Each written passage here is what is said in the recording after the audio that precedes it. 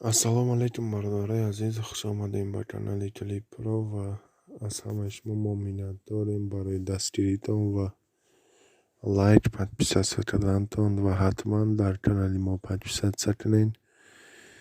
چقدر ما وعده دادیم، یعنی که وعده داده بودم که در روز شنبه کینه سنگی بردوری لیلی میبراید و پرگاه یعنی شنبه ساعت 8 بیرگاه فیلمی سنگ بردوری لیلی میبراید قسم دومش و کسی که انتظار بود و بسیار در کامنتاریا نوشته کی میبراید و پرگاه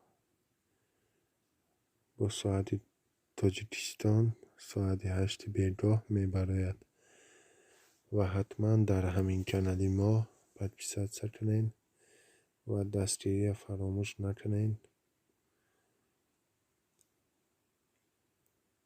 لایک شما پیشروی ما و برادرای عزیز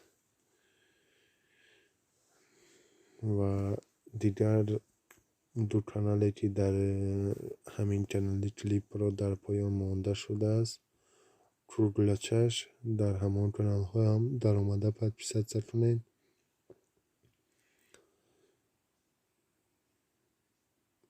آیدی فیلمی سنگ بردوری لیلی مثال چی فکری دارین در کامنتاریا بنویسین و حتما دستگیری کنین برادرای عزیز.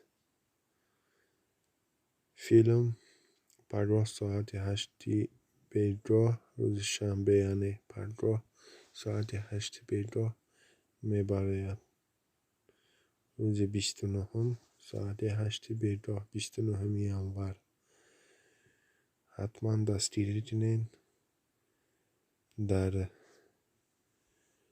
کانال ما ابونه شوین، لایک بچقین و ای همتان احترامانه خواهش میکنم کلکانشتی کانال گیران کنین. در یکمش مانین که تا که ما چیزی که پرتیم در شما خبرش آید. باقی سربلند و آباد باشید. پناهتان بر خدا باد برادرای عزیز.